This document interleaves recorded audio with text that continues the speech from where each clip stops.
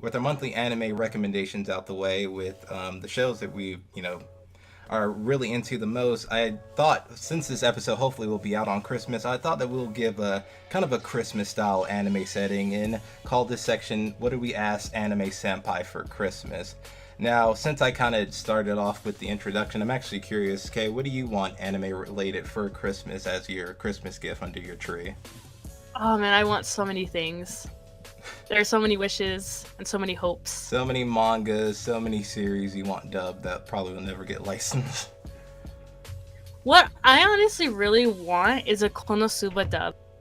Ooh. Like Konosuba is really funny in Japanese, but like I don't know, there's this thing where I don't like it when an anime doesn't have a dub. I think it's also a language barrier too. Yeah, like there are a lot of people who like don't watch anime subtitled, and a lot of people I know, I'll always ask them like, "Hey, are you watching like the new Sword Art season?" And they'll be like, "No, I'm waiting for the English."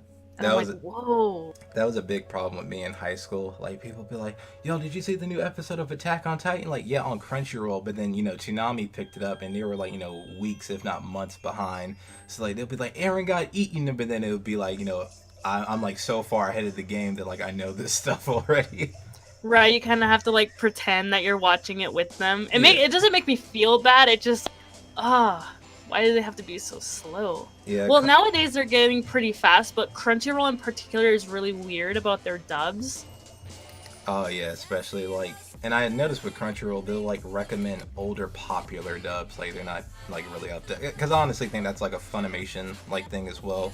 Like they'll have the dub market in Crunchyroll. This has the sub Japanese air at like an hour, like after an hour on television market thing.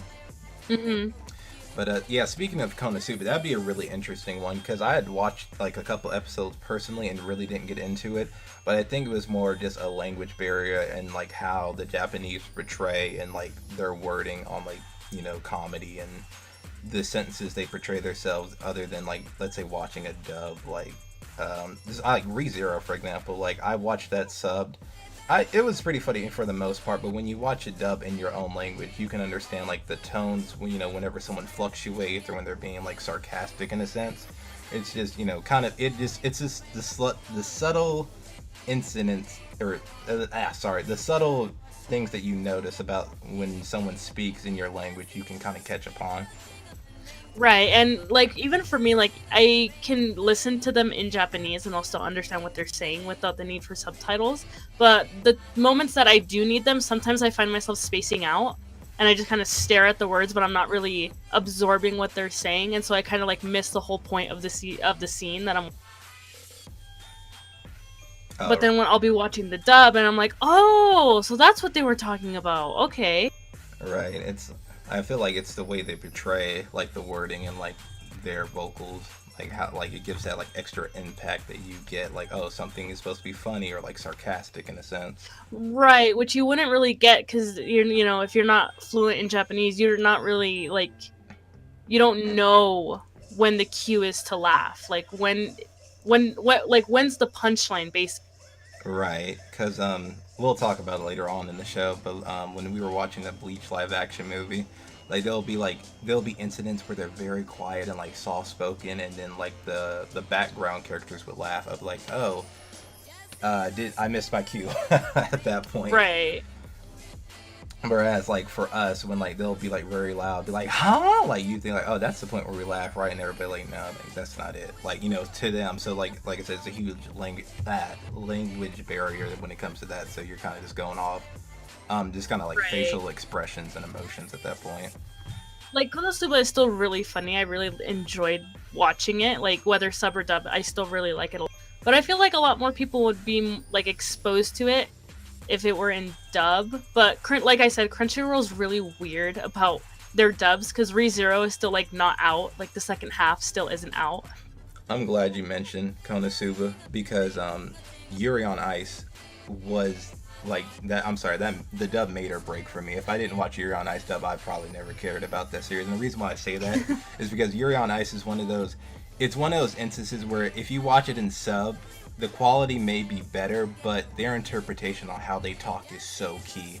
like when Yuri and Richter, like when they talk, like you can, like you know when Richter's flirting with Yuri, or when he's like dead serious. And I felt the dub did a really good job on that because you can tell, you know, this is like the romantic moments. These are the teaching moments. Like they had all like these great personalities into like their vocals, which I think really portrayed the dub really well. And I'm sorry I brought I bring that up because people are like, oh, I watch, you know, not watch, but I love Yuri on Ice, you know, but they mostly watched it sub, and I was like, I think the Funimation dub did a fantastic job at it. So yeah, it's one of And they those. got like authentic accents, didn't they? Yeah, like even though some of them are just, you know, Dallas, Texas to LA voice actors, they really did like knocked it out the park with like some of them being French to like cuz you know, Yuri on Ice is very like they're like all the characters are from Like different countries. diverse. Yeah. So like one's from France, other one's from Germany, like so they did a very good job for a dub to like knock their accents and not be like too over the top with it. Kind of like and what was it called? I think it was called Shaman King, when like the gangster dude with the yakuza haircut had a really French accent for some reason. It still worked though. Yeah, it worked very well. I was just surprised. I was like, you know, how did they take a Japanese thug to be a French person? But that's 4 kids and a whole other topic for an episode of the podcast. But outside of Konosuba getting a dub, did you or do you wish for anything else for Santa Senpai Underneath the Tree?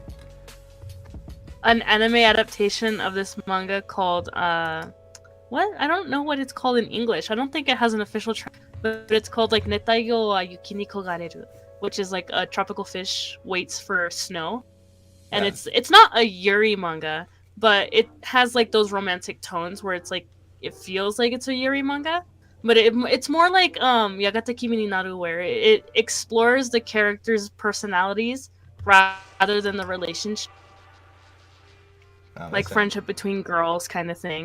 oh, that sounds actually interesting. That sounds Yeah, like and for the an art the interesting. art's really cute. That sounds like for an interesting like anime movie. Yeah, it could probably be a film too, because like right now there's only like 13 chapters out, so there's not enough for 12 full episodes. But if it were a film too, that would be really great. Because I've noticed like it's not Studio Ghibli, but the company that has done Your Name and I think it's called Wolf Children. They do like a really